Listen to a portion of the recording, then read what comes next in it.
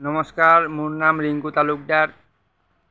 মই জুবিনদাৰ ঘটনাটোৰ বিষয়ে ভিডিঅ' বনাই আছোঁ।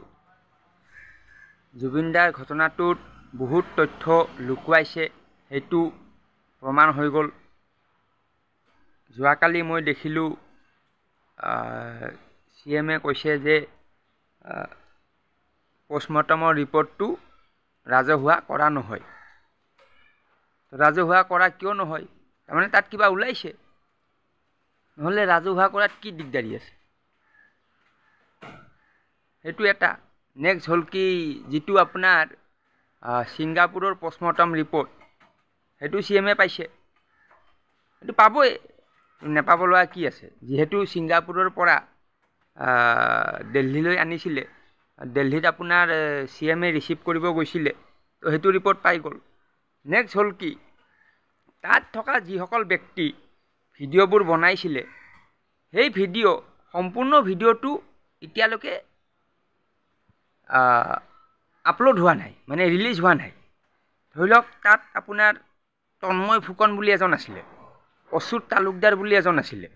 তো তেওঁলোকে মোবাইলত ভিডিঅ'বোৰ বনাই আছে। তো সেই ভিডিঅ'বোৰ অলপ অলপ ছেকেণ্ডৰহে মানে দিছে।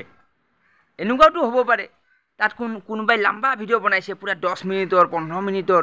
তেওঁলোকে ভাবি আছিল পিছত মানে নিজৰ চেনেলত আপলোড দিব, হয়নে?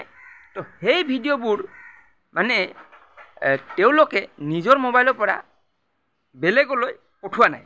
মানে এতিয়া যেনেকৈ আপোনাৰ ধৰক সঞ্জীৱ নাৰায়ণে ক'লে যে মোক প্ৰথমতে কৈছিলে স্কুবা ড্ৰাইভিং, মানে স্কুবা ড্ৰাইভিং বুলি কোৱা নাছিল। আচলতে কি হ'ল, তেওঁক কৈছে সাগৰত কিবা হৈছে, তো তেওঁ নিজে ভাবি ল'লে স্কুবা ড্ৰাইভিং বুলি।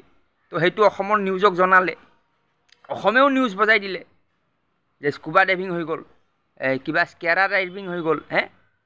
পিছততো তেওঁ নিজে ক'লে যে মই এনেকৈ ভাবিছিলোঁহে, কাৰণ কিয় সাগৰৰ পাৰত যেতিয়া কথা পাতোঁ তেতিয়া বতাহ আহি থাকে, মই ভালকৈ শুনাই নাই কি কৈ আছে। আচ্ছা, যি হওক, এই যিবোৰ কথা ইয়াত খেলি মেলি আৰু ইয়াত তথ্যবোৰ লুকুৱাইছে, তো ইয়াত কামটো আছিলে কি? এই যিসকল ব্যক্তি ছিংগাপুৰত আছে, অসম এছ'চিয়েশ্যনৰ মানে অফিচাৰ, তন্ময় ফুকন, অচ্যুত তালুকদাৰ, জাভেদ আমেন, এনেকুৱা কিবা কিবি নাম আছিলেতো। এই নামবিলাকৰ ব্যক্তিবিলাকক তাতে মানে এৰেষ্ট কৰি দিব লাগিছিল, তাৰে পুলিচে, যিটো ছিংগাপুৰ পুলিচ। আৰু সেই কামটো কৰিবৰ কাৰণে কোনোবা এজনে তাত এটা FIR লঞ্চ এটা কৰিব লাগিছিলে ছিংগাপুৰ পুলিচ ষ্টেচনত। তো সেই কামটো কোনেও নকৰিলে, আৰু বহুত তথ্য লুকুৱাইছে। আৰু কি লুকুৱাইছে ক'লোঁ। তো এতিয়া গৰিমা বৌটো বাৰু সেইটো দিলে, গোচৰ ৰুজু কৰিলে। তো ইয়াত আহিব লগা দিনত আৰু কিছুমান বিষয় স্পৰ্শকাতৰ হ'ব। আৰু যিটো আপোনাৰ ন্যায়ৰ বিষয়, অসমৰ ৰাইজে বিচাৰি আছে, ন্যায় লাগে, ন্যায়টো কেনেকৈ পাব মইতো বুজি পোৱা নাই। কাৰণ কিয়, অসমৰ যিটো SIT মানে স্পেচিয়েল ইনভেষ্টিগেশ্যন টীম, তেওঁলোকে কি ইনভেষ্টিগেশ্যন কৰিব মইতো বুজিয়ে পোৱা নাই। ইনভেষ্টিগেশ্যন কৰিব কেনেকৈ? কাৰণ তেওঁলোকে মেইন যিজন মানুহ, যিজন ভিডিঅ' বনাইছিলে, তন্ময় ফুকন, অচ্যুত তালুকদাৰ, তেওঁলোককে ধৰা নাই। তেওঁলোকৰ মোবাইলবোৰ মানে জব্দ কৰিব লাগিছিলে, চাওঁ মোবাইলত কি আছে। কৰা নাই, কৰিব কেনেকৈ? তেওঁলোক আছে ছিংগাপুৰত, SIT আছে অসমত।